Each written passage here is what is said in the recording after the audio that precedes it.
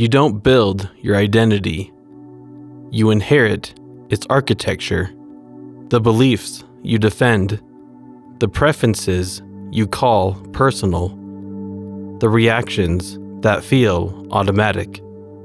Most of them were structured long before you noticed.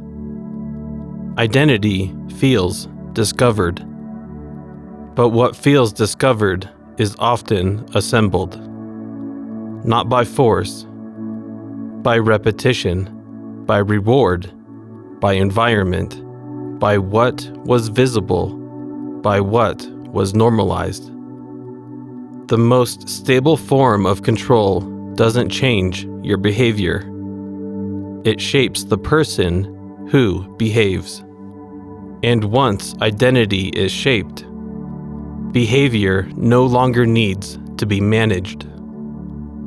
The question isn't whether you have an identity. The question is, who built its framework?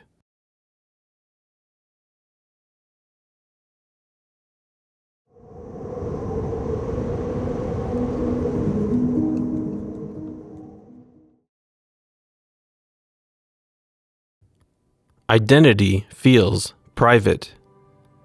It feels discovered. You grow into it. You refine it. You express it.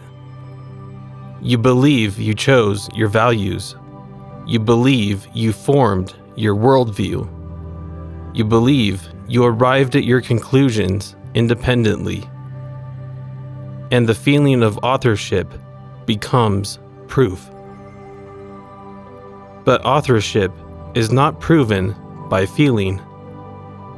It's proven by origin. Most people never examine origin. They examine expression.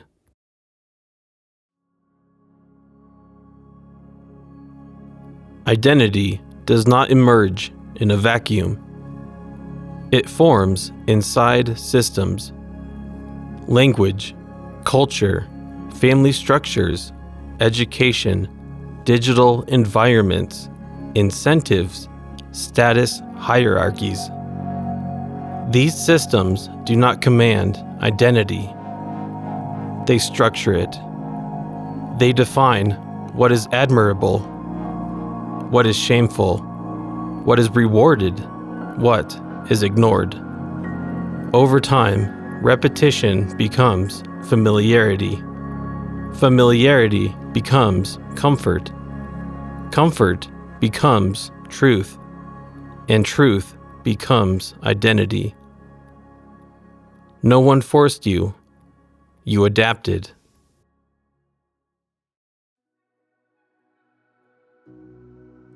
Identity stabilizes around incentives, not because you consciously calculate them, because you absorb them. Approval, belonging, recognition, security. These are powerful forces. And systems do not need to suppress you when they can align identity with reward. If independence is admired, identity becomes independent. If productivity is admired, identity becomes productive. If rebellion is admired, identity becomes rebellious. But admiration is curated. Visibility is curated. What feels like self-expression is often navigation inside a pre-selected field. You don't choose the menu, you choose from it.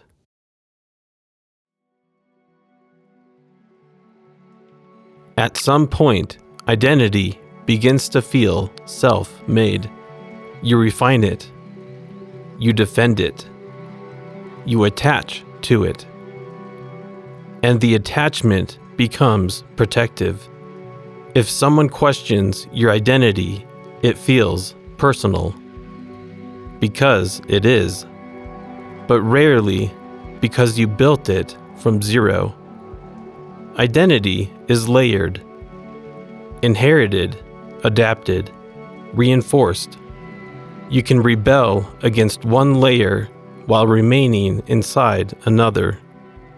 You can reject one structure while being stabilized by the next. That is the architecture. It does not collapse when you push against it. It redirects you.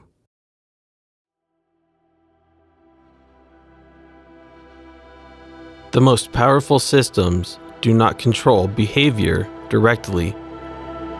They shape identity. Because once identity is aligned, control becomes unnecessary. A person who sees themselves as disciplined does not need enforcement. A person who sees themselves as independent does not need restraint.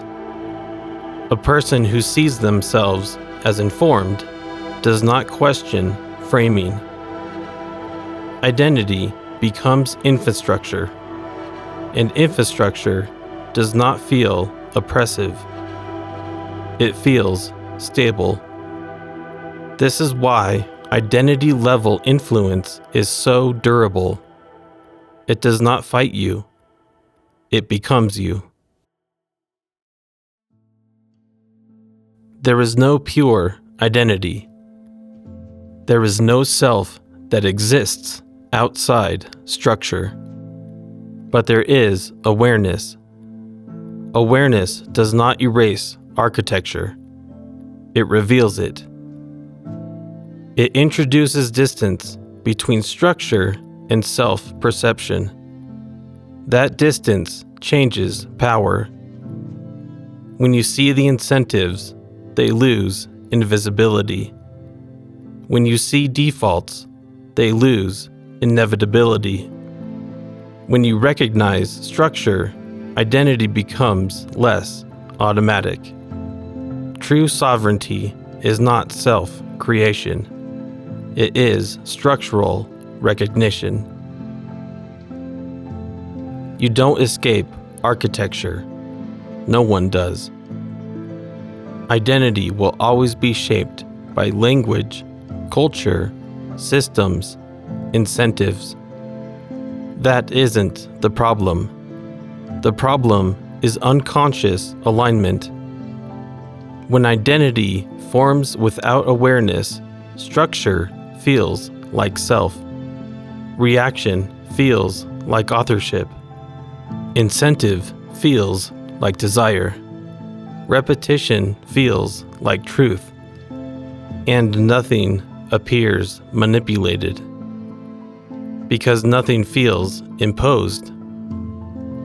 True independence is not self-creation. It is structural recognition. The ability to pause before defending what you believe. The discipline to examine what feels automatic. The willingness to ask, where did this come from? You may never stand outside the system, but you can see its scaffolding. And once you see the scaffolding, identity stops being a cage and becomes a structure you can navigate quietly, intentionally.